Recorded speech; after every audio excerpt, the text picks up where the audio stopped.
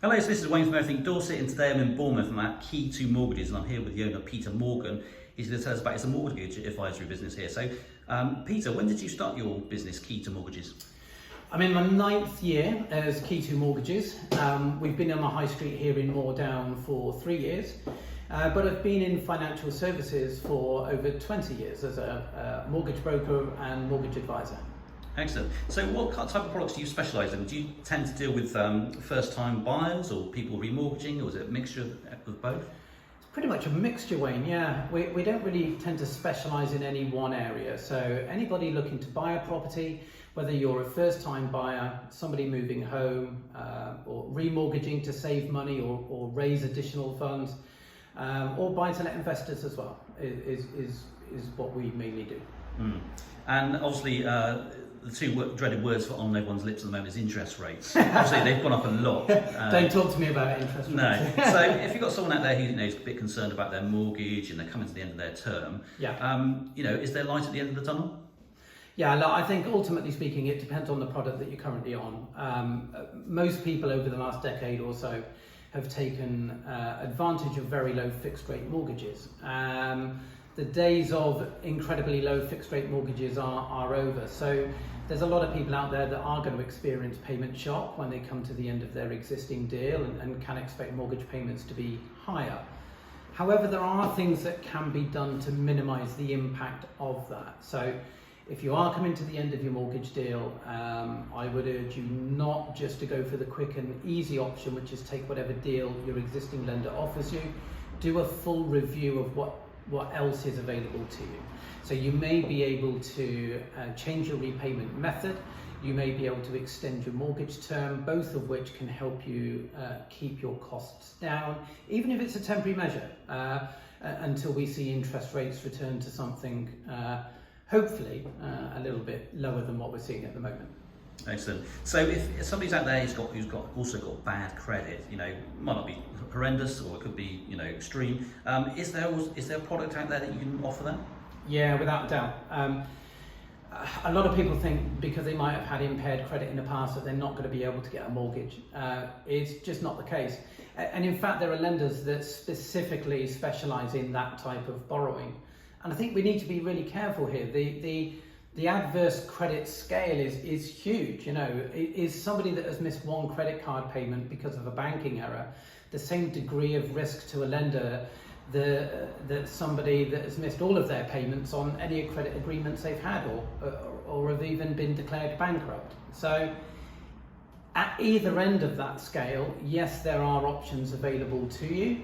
The cost may be higher, but I would say view that as a temporary measure. So a lender may charge a higher interest rate, higher fees because you represent a higher risk, but providing you sort of keep your nose clean, so to speak, for the next couple of years, then there should be no reason why a mainstream lender would not be available to you.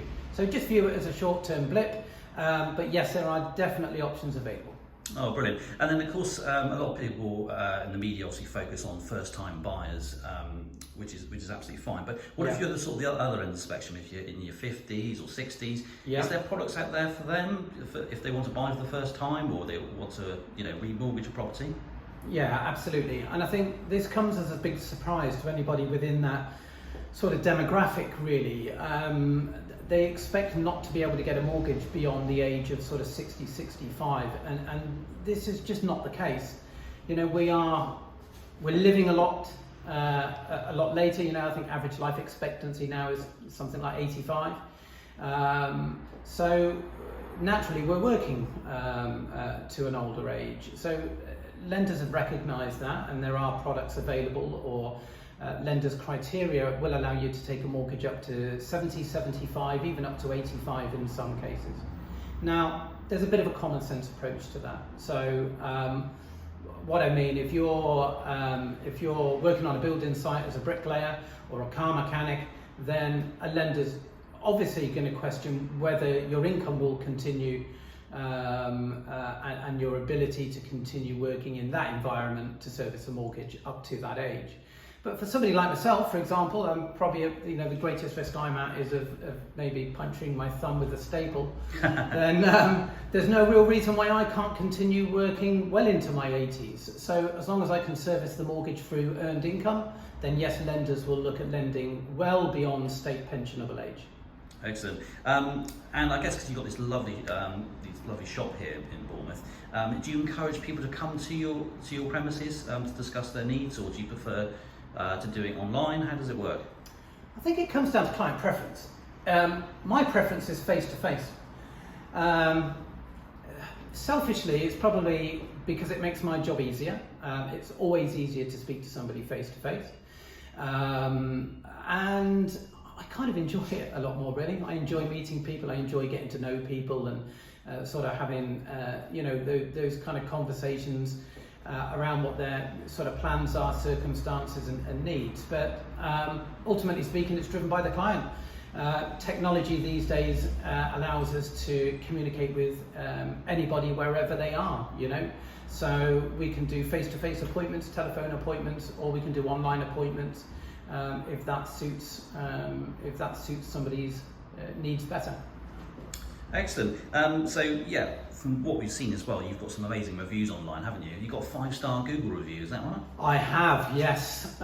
47 5-star Google reviews, tantalisingly close to the 50 mark, which is it's a big milestone, for a small business. And I've been a one-man band up until relatively recently. Tom's joined me recently, who's great. But for a one-man band, essentially speaking, to get 47 5-star Google reviews is something I'm really proud of. Excellent. So it's all going really well. So you're looking to expand in next year?